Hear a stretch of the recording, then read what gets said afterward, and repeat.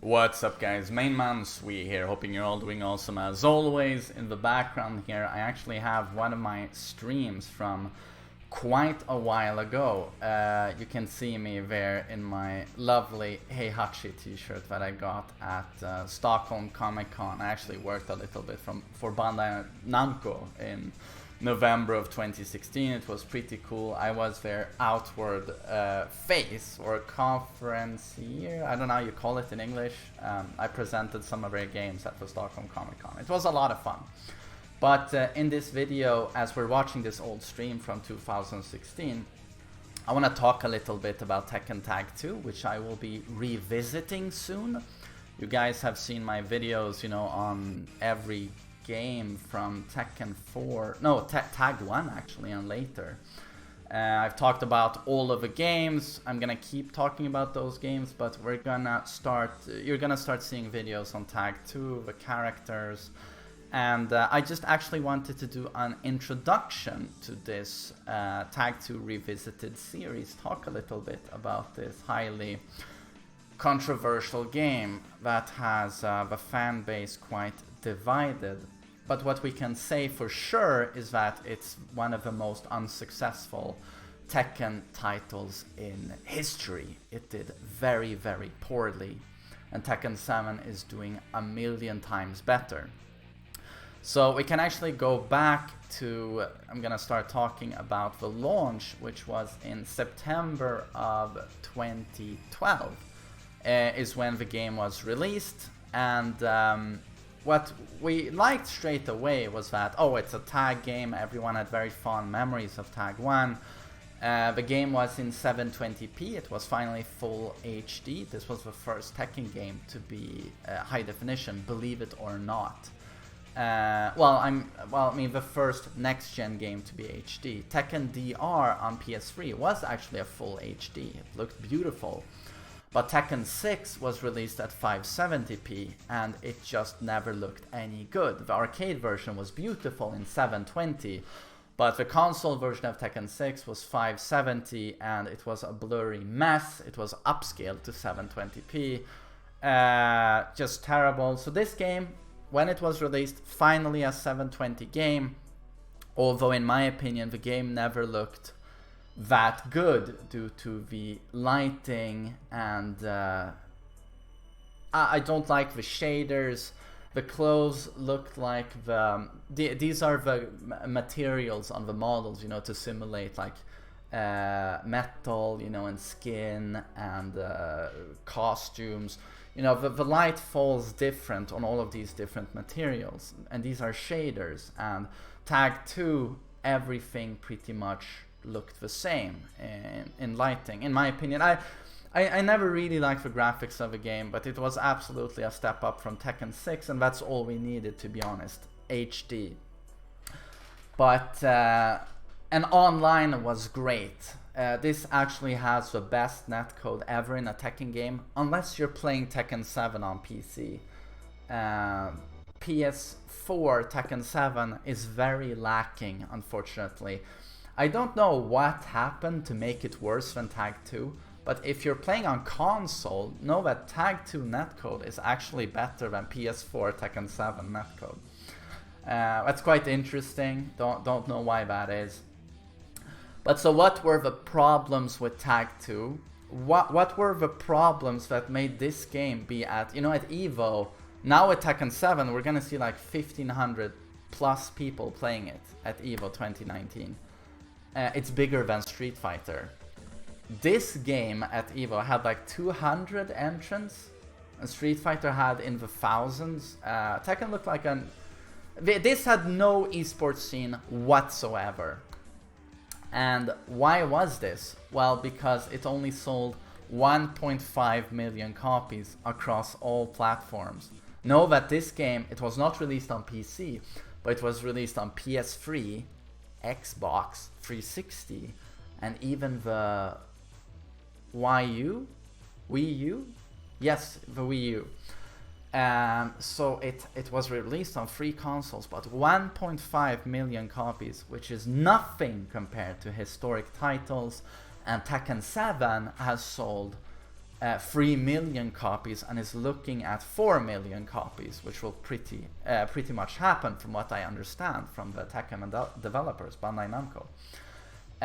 So it was you have to almost call it a commercial failure. They were expecting more, and a competitive failure. It just didn't turn into an esport. And Tekken 7 has finally turned into an esport now that Tekken World Tour 2019 actually has a pretty vast prize pool. I'm so happy to see this. So why was this? Why was it a commercial failure? And why was it an esport failure? It was because this game catered to the pro community like no other Tekken game. Where Tekken games always have been very complicated, in this game you had a game with 50 characters, where many of the easier characters, like Xiao Yu, Eddie, who was obnoxiously unbalanced in this game, had a clone. So for example, if you played Kazuya or Paul, you had to master a second character. If you played Kuma, Lily, Law, Xiao Yu, Eddie, Bob, you didn't need to master another character. You could simply play Bob times 2, Lily times 2, Xiao Yu times 2, Eddie times 2. This made the game horribly hard for beginners, as those easier characters were very hard to defend against, and they still are. So doubling up those characters, which put a tremendous responsibility on beginners and intermediates to know the counters, was a recipe for failure. And then add this to Tekken already being super complicated, introducing a tag system, which was the most complicated thing we've ever seen, perhaps in a Tekken game, with manual tag, where your character just exits and your secondary comes in, or a tag crash that you did from Grounded, where you dive in but you lost your rage and you needed rage to do that. And then the Netsu system, where your character will get rage either if you eat a tag assault combo, or if you take a certain amount of damage, and this varied depending on your teammate. If in the story, the lore, for example, Kazuya and Heihachi hate each other, they get rage later, where for example Kazuya and Jinpachi have a good relationship, so they get rage sooner because they care about each other. And then you have a tag assault system, which prolonged combos and led to the most complicated combos ever seen in a Tekken game, with almost limitless options, but combos that were almost never ending. And when you add this to the reset system in this game, where in Tekken 7 they made it easier on beginners, where if you're back rolling, you know, if you're trying to stand up and someone hits you with a pickup tool, you're not reset and refloated. In this game, you could get reset and refloated in the most heinous ways, the most disgusting ways, and couple this with the tag assault and sometimes rage, and you have a game where beginners just get absolutely fucking destroyed by, for example, a Xiao Yu that's in rage. You know, one hop kick and that could spell the end for you. You just died. And I very much remember the first bad omen I had with this game. When it was released, I really loved it. I always liked combos, so in this game, like, unlimited combos, you can really do anything. I felt like home, you know. And I thought the tag system overly complicated, but I liked it. And so many characters, I felt like, this game is too hard. It's just, Tekken is hard, but this game, it's impossible to master. I knew all of this early on, but I still liked it. But my first sign of trouble was my ever so stubborn and honest brother, Valentin, who has loved Tekken ever since he was born in 1993 in February, and in 1995, at the end of that year, he started playing Tekken with me, Tekken 1. And then Tekken 2, he was great at Tekken 2 in 98, where he was 4 or 5 years old. He was really good. He's a very smart guy. But always so honest and stubborn. Loved Tekken. But he needed to play Tag 2 3 times with me before he dropped Tekken. Just permanently, actually. He went from playing, you know, Tekken 6, Tekken 5, every other day. And then when he played Tag 2 3 times, and then he just told me, this game sucks, I hate it, I won't play it. And Aris had a similar reaction. I don't remember what Aris, what he hated so much about the game, but this happened to a lot of players, and especially casual players. Too complicated, too much, combos are too long, and this is what happened to my brother Valle. We played, and he could never get over the fact that you could tag assault to prolong a combo, to do an enormous combo. If you haven't played Tag 2, like it's hard to understand and visualize how long the combos can be in this game. But huge combo, and then kaboom, you end up at the wall, and you have little health left, and the opponent gets pressure, you know, because you're at the wall. And you have to try and tag in, and of course they can catch your tag crash or your normal tag. And this is really launcher the game. In Tekken 7, they actually, to satisfy casuals more, the game is a little bit more about poking. A lot of pros were angry that they reduced movement in Tekken 7, but this was so that, you know, you couldn't have, for example, the JDCR playstyle. Why did JDCR dominate this game so hard? Movement was very strong. He loves Heihachi. He moves around like a lightning bolt, dashing across the stage, creates a whiff due to incredible rule-bending movement, and then probably the fastest electric execution you'll ever see. And he will just, any goddamn whiff, you know, you're whiffing breathing. Electric, Surya, your electric launch. If you look at Tag 2 matches with him, you know, any type of tournament, it's beautiful to watch him play, because it's just the goddamn movement into those electrics. It's that alone pretty much solidified him as the greatest Tag 2 player. But testament to the strong movement and how launching based this game is, because the reward was just so great from a launch in this game. You know, 70% damage, and then your opponent ends up at the wall pressured, because the combos were not so, I mean, they were so long, not only in time, but also in travel. You know, almost the entire stage, some character matchups.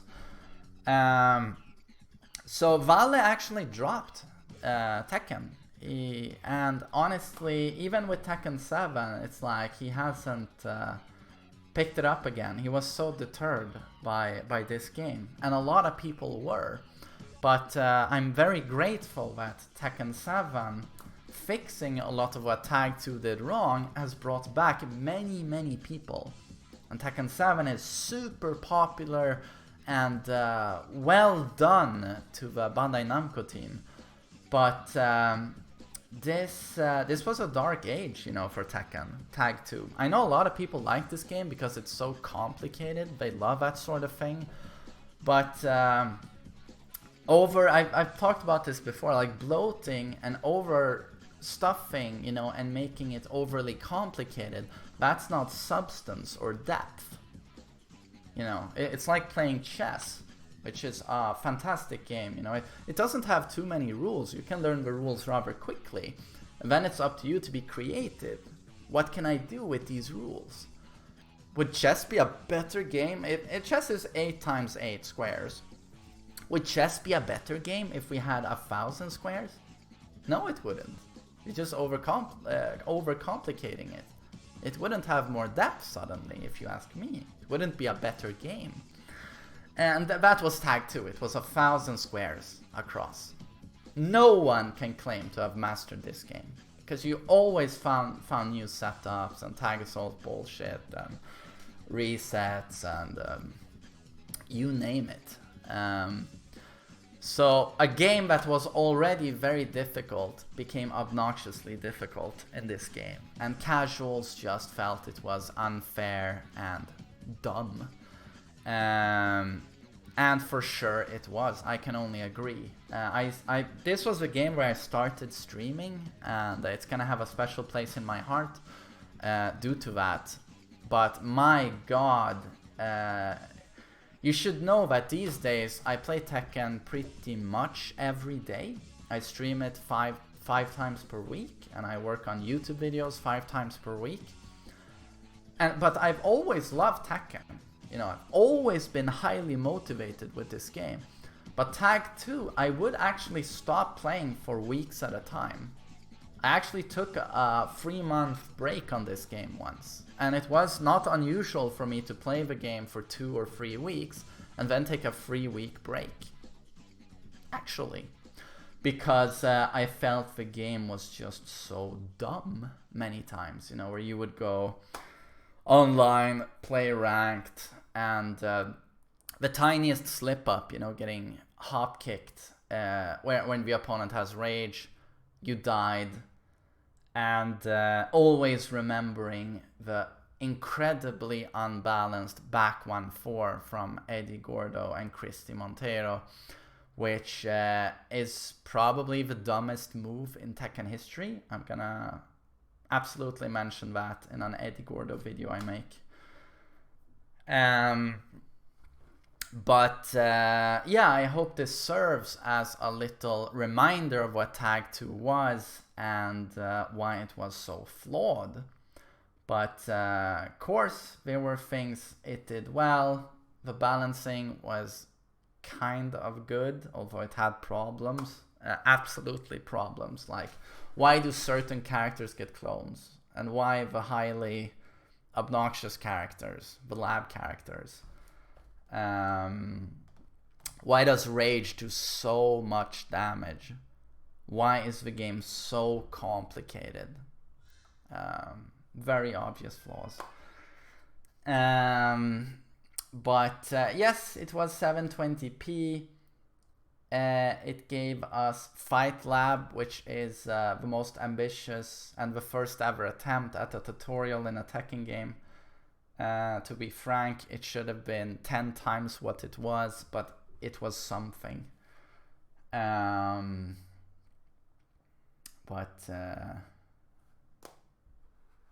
Yeah. I think that's gonna serve as the introduction to Tag 2. I'm looking forward to make character breakdowns in this video. Yeah, I guess that was a little introduction. I hope you have a nice day. Cheers.